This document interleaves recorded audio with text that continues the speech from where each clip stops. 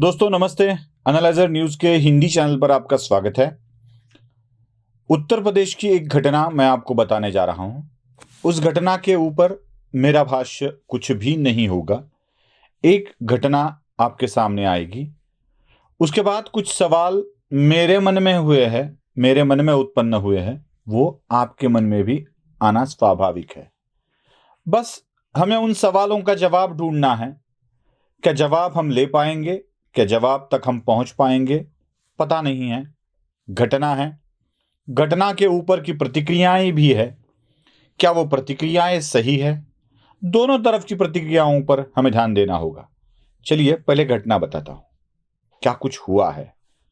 उत्तर प्रदेश का गोरखपुर, गोरखपुर का court, court के सामने एक आरोपी अपनी पेशी के लिए आता है।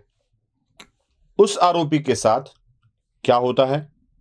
बाहर खड़ा एक आदमी सीधा चला आता है, गोली मारता है उसको, वो भी सीधा सर में। आदमी वहीं का वहीं ढेर हो जाता है।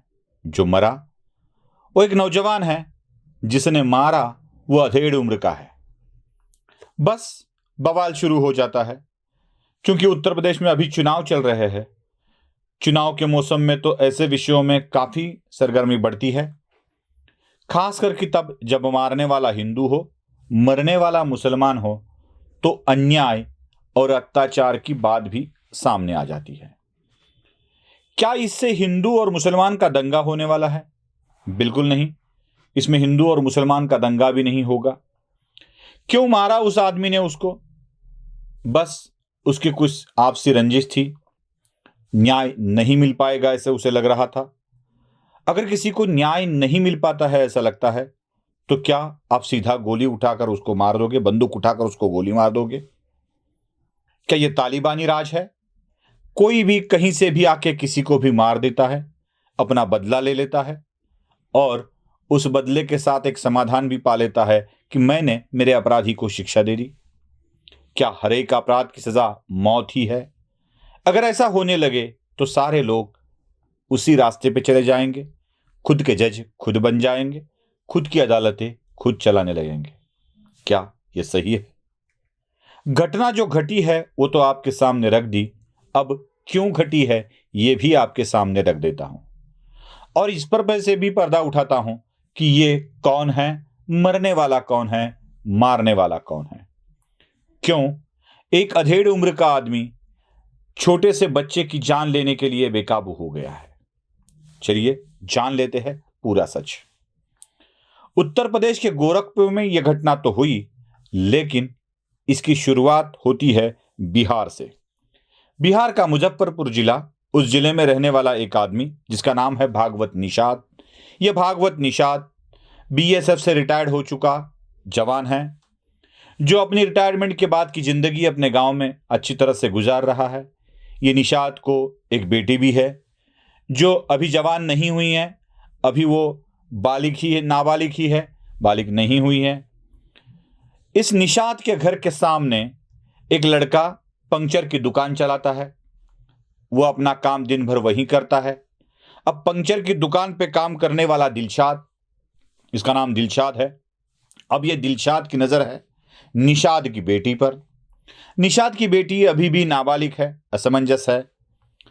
उसको वो प्यार के जाल में फंसाने की कोशिश करता है।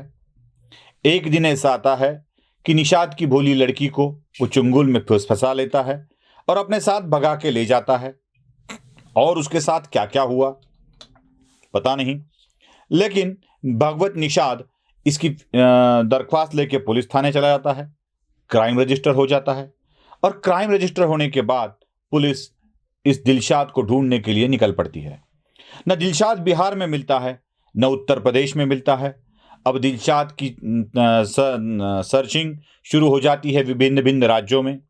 पुलिस को पता चलता है मोबाइल के जरिए या किसी और के जरिए कि वो आंध्र प्रदेश के हैदराबाद में है। पुलिस हैदराबाद तक पहुंचती है। हैदराबाद में दिलशाद के पास वो लड़की भी मिल जाती है। पुलिस दिलशाद और लड़की को लेके फिर वापस आ जाते हैं। दिलशाद के ऊपर अपहरण का मामला दर्ज होता है। दिलशाद के ऊपर पॉस्को एक्ट के अंतर्गत मामला दर्ज हो जाता है, क्योंकि लड़की नाबालिग है। अब लड़की अपने पिता के घर निकल जाती है, दिलशाद को अरेस्ट हो जाती है, लेकिन कुछ दिन बाद दिलशाद जमानत पर बाहर आ जाता है। अब एक बाप के सामने ये सवाल पैदा होता है कि मेरी लड़की जो भगा कर लेकर गया, उसके जिंदगी के साथ खेला, उसके साथ कुकर्म किया, वो लड़का आज भी खुली तरह से घूम रहा है। वही दिलशाद अपने को खुद को अपराधी नहीं है साबित करने के लिए जुट जाता है। वो वकील देता है। तारीख गोरखपुर कोर्ट में होती है। अब गोरखपुर कोर्ट के सामने दिलशाद आ जाता है और पिता के मन में बदले की भावना आ जाती है।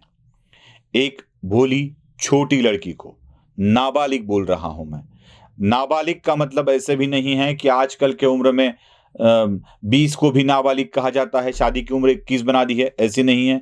जो 18 से भी नीचे है, 15-16 की उम्र की है, ऐसी लड़की जिसको भगा कर लेके गया है, उसकी ज़िंदगी खराब कर दी है, अब उसकी बदनामी हो चुकी है और लड़का खुलेआम घूम रहा है।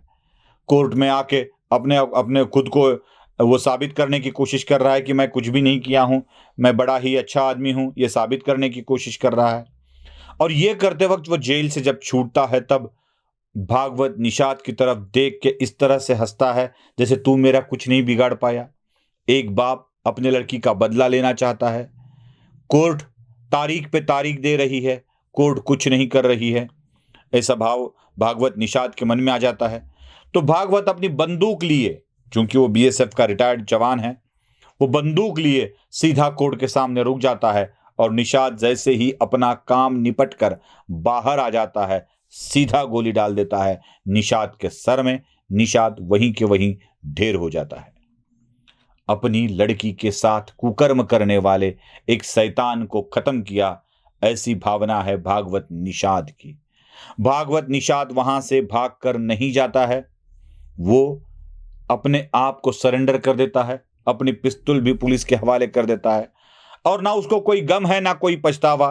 वो कहता है जिसने मेरी लड़की की जिंदगी खराब कर दी वो न जीने के काबिल है, क्योंकि अगर वो जीता है तो भी कोर्ट से बरी हो जाएगा और मेरे सामने और मेरे लड़की के सामने हमेशा वो बदनुमा डाक की तरह याद दिलाता रहेगा।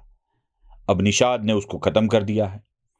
जैसे ही निषाद ने दिलशाद की मौत तय कर दी, उसी वक्त से गोरखपुर में एक और जमावड़ा हो जाता है। क्या यह तालिबानी राज चल रहा है? क्या आप खुद सजा देने लगे हैं? क्या आप कोर्ट बन गए हैं? अगर ऐसा ही चलने लगा तो कानून का राज कहां से रह जाएगा? कहां सुव्यवस्था रहेगी? कहां पुलिस का काम रहेगा? अदालतें चलने की जरूरत नहीं है। ये इस तरह की हत्या बहुत ही जघन्य है, गलत है, इसको माफ नहीं करना चाहिए, इसको फास्ट ट्रैक कोर्ट में लेना चाहिए, तत्काल निर्णय होना चाहिए, भागवत निषाद को सजा होनी चाहिए। ये सारी बातें होने लगी है। मेरे मन में सवाल आता है, एक बाप अपनी लड़की की लूटी हुई इज्जत का बदला लेना चाहता है, वो जो आरोपी है उसको सजा देना चाहता है।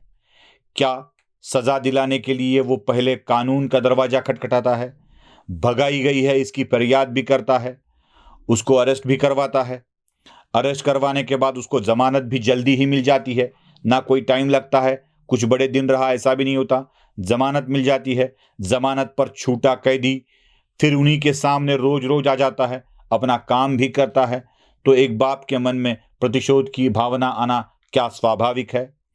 क्या इस तरह का प्रतिशोध लेना सही है या गलत है?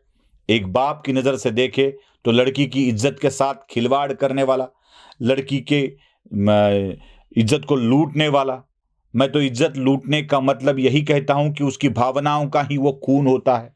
एक लड़की अपनी भावनाओं के साथ अपना प्यार करती है, लेकिन कोई उसको अगर उसकी भावनाओं के साथ खिलवाड़ करके उसको इज्जत को लूटता है तो वो उसकी भावनाओं का ही खून हो जाता है। लगभग लड़की मरने के कगार पर ही होती है। मृत्यु और इज्जत के बिना रहना एक लड़की के लिए समान होता है। लड़की के परिवार के लिए भी ऐसी ही भावना होती है। अब इस भावना से उभर कर परिवार सामने कैसे आए? वो उसको मार देता है। अगर मार देता है तो वो क्या गलत है? क्या जमानत पर अदालत ने जल्दी छोड़ देना सही है या गलत है? क्या निषाद ने जो कृति की है, निषाद ने जो भी कुछ खून किया है, गोली मारी है, क्या यह सही है या गलत है? अदालत उसको सज़ा ज़रूर देगी।